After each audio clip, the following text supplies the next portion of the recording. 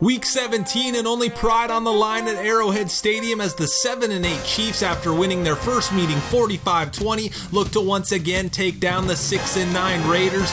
Opening drive, Raiders with the ball, and the give goes to Marshawn Lynch, who finds plenty of room to roam, breaking tackles and into the open field, taking it down to the Chiefs 31 for a gain of 31. Then 4 plays later, it's Lynch again, taking it up the middle, running through Eric Murray, and then running through a pair of Chiefs before going down at the 6 for 16 more.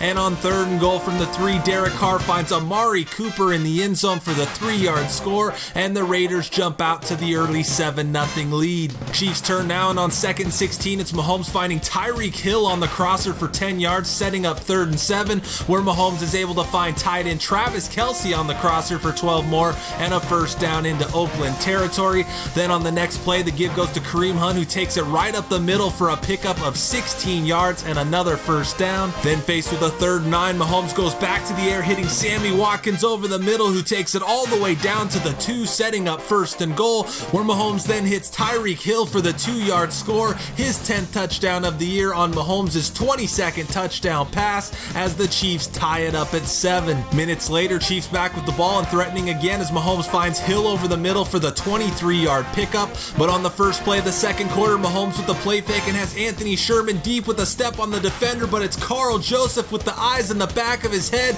making the interception inside the 10 to thwart the Kansas City drive. Then 4 plays into the Raiders drive, the give goes to Marshawn Lynch, who spins his way forward, picking up 13 yards on the first down. Then on 3rd and 8, Carr looking to throw and finds Seth Roberts over the middle for the 14-yard gain to move the chains. But then on 3rd and 2, Carr with the play fake, but no time to throw as Justin Houston drops him in the backfield for the 8-yard loss, knocking the Raiders out of field goal range and forcing a punt. But Raiders back with the ball and throwing again as Carr hits Jordy Nelson just shy of the marker for a gain of 10.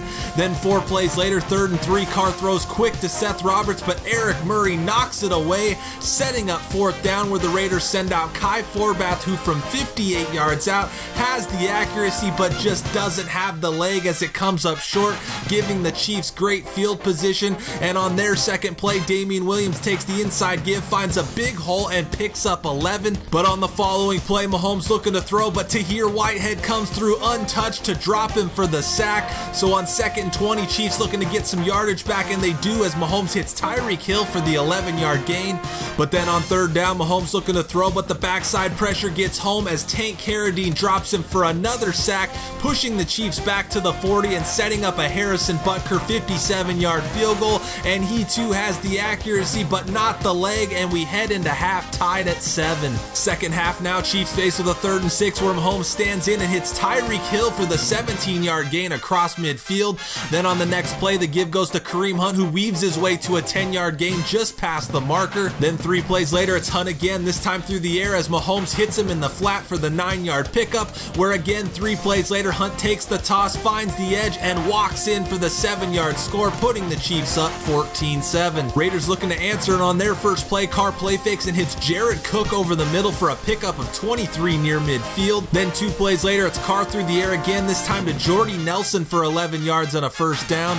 But on 3rd and 11, Carr looking to throw, gets good protection and decides to go deep for tight end Jared Cook, but it's nearly picked off by Eric Berry, and John Gruden decides to send Kai Forbath out, who didn't have the leg for 58 yards, and he doesn't quite have the leg for 55 yards either, as his kick comes up short again, and the Chiefs take back over. And on their second play, Kareem Hunt has a huge hole to run through and picks up 14 yards into Raider territory for the Chiefs' first down. And on the next play, it's Mahomes with the play fake before finding Travis Kelce in the flat, who makes the 17-yard catch and run inside the Raider 20. But after a sack and holding make it 3rd and 25, Mahomes just gives the Hunt for 5 yards, and then Harrison Butker puts it through from 46 yards out to put the Chiefs up by 10. Fourth quarter now, we're on 1st and 15. Derek Carr has all the time in the world to throw, moves to his right, breaks a Breeland Speaks sack, and finds Jordy Nelson on the sideline for the 16-yard gain. But on the next play, Derek Carr again looking to throw, moves to his right and tries to force one into Seth Roberts, but it's rookie Dorian O'Daniel with his first career interception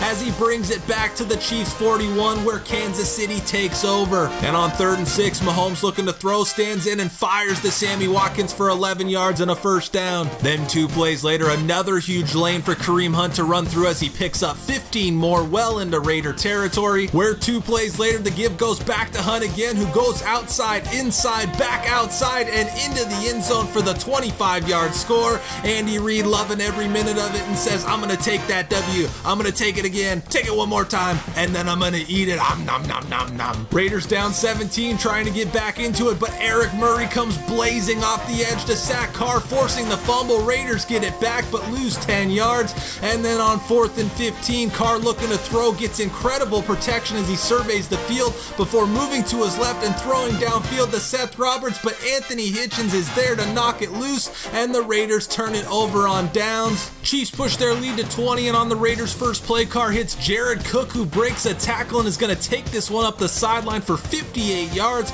before finally being pushed out of bounds at the Chiefs 21. But on 3rd and 3, Carr play fakes and throws out to his fullback Jalston Fowler, who gets dropped for the loss of 1, bringing up 4th down, where Carr again gets incredible protection that allows him to statue in the pocket, but fires incomplete, and the Raiders turn it over on downs again. And then the exclamation point on the game is on 4th and 5, Carr looking to throw, but is engulfed in red as Kendall Fuller and Allen Bailey drop him for the sack, and Bailey waves goodbye to the Raiders and goodbye to season 1 of our Madden 19 franchise, as the Chiefs dominate the Raiders for the 2nd time this year and finish up the season 8-8. Patrick Mahomes only throws for 189 yards with a touchdown and an interception, but Kareem Hunt goes off for 145 yards rushing and 2 touchdowns on the ground. The Chiefs defense holds the Raiders to just 292 total yards and 7 points, sending them to 6-10 and solidifying their spot in last place in the AFC West.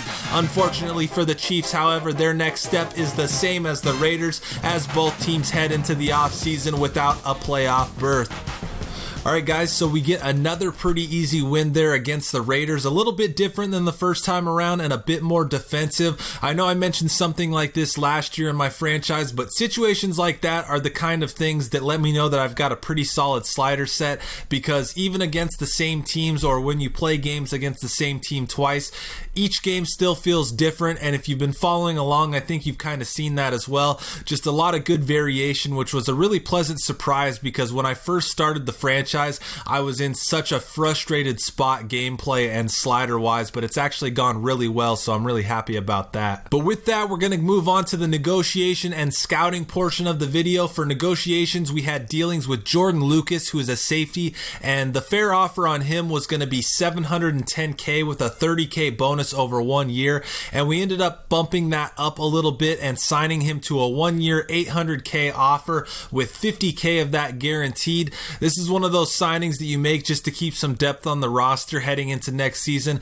If I find someone better, he can be cut. If not, he's a serviceable backup. Then we also had dealings with Austin Ryder, who is a backup center. A fair offer for him was $3.2 million over 2 years with $640K bonus, and I actually tried to lowball him and offered him a $3 million deal with only $600K guaranteed, which he ended up rejecting, stating that the length works, but that's it. So we're just going to withdraw negotiations with him there. He's only a 64 overall, so he should be pretty easily replaced. And then for the final week of scouting, we had no new draft stories, but added 2 new players to the draft board. The first player was a 3rd round prospect, Henry Barksdale out of Minnesota. I'm going to be looking for another receiver to pair with Watkins and Hill, as Chris Conley will be gone at the end of the year. And then we also have Russell Zott, a right tackle out of Penn State. He's a 5th round projection and 5th round true talent, but his attributes look pretty good, so we might take a flyer on him, as the offensive line is going to be something that we're going to be heavily focusing on in the offseason. And now for the scores from the final week of season 1 of our Madden 19 franchise, starting with the Browns defeating their old selves 21-14. Dolphins and the Bills go to overtime, with Miami coming away with a 23-17 win.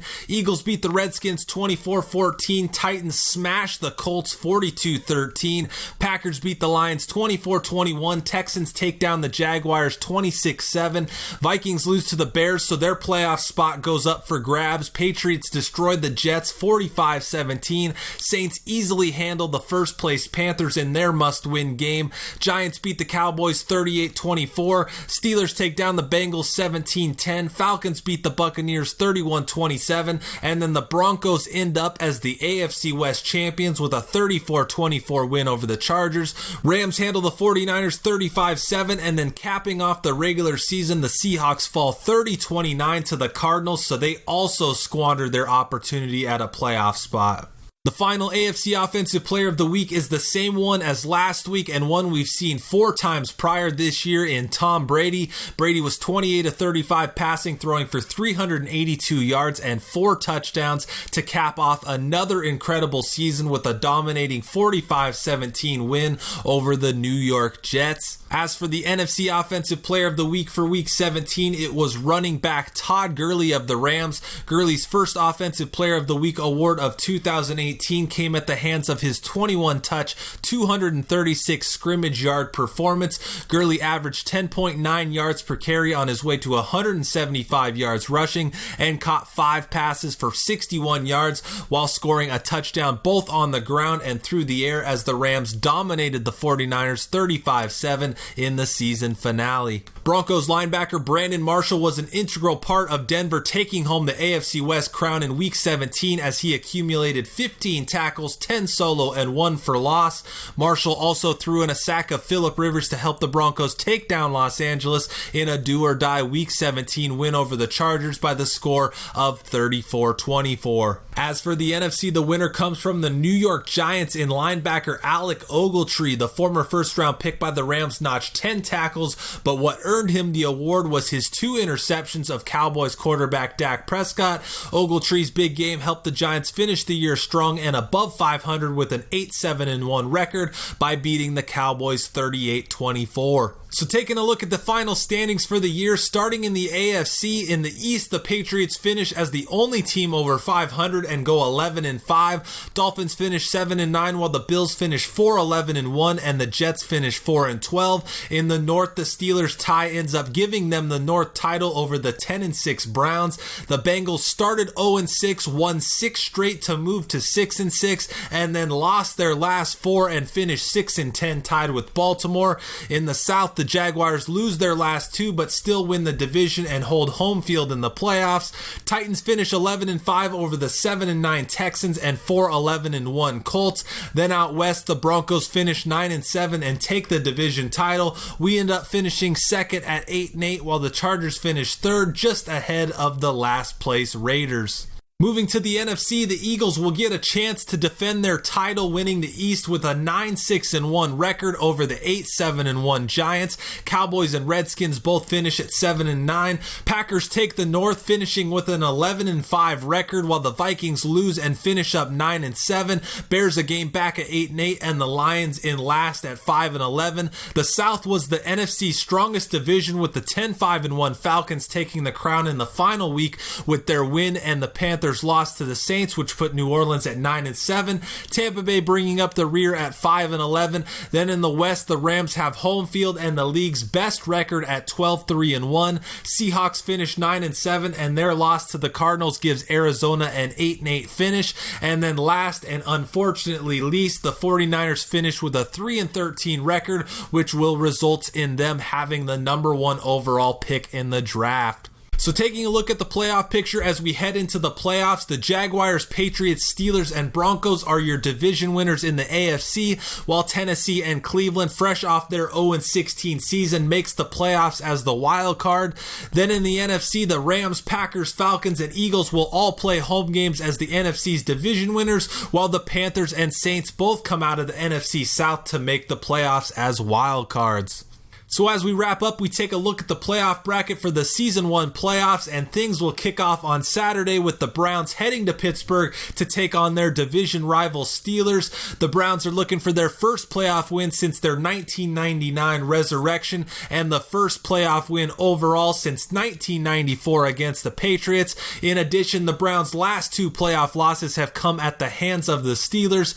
Saturday features another division rivalry as the Saints and Falcons square off in Atlanta. The Saints and Falcons have only met once in the playoffs, and it was when they were both members of the NFC West in 1991, with the Falcons winning 28-21 in New Orleans.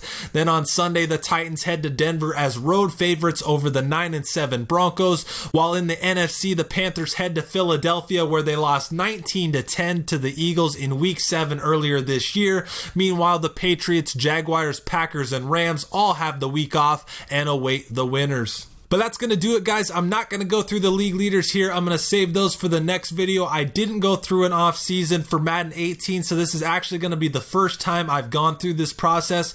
But basically what I have planned at this point is that the next video is going to be a season wrap-up where I'll go through those league leaders, award winners, the playoff results, team and player stats, and that kind of thing. Then after that, I'll have an off-season video where I go through some more scouting, free agency, and the draft, and all the moves that go on there.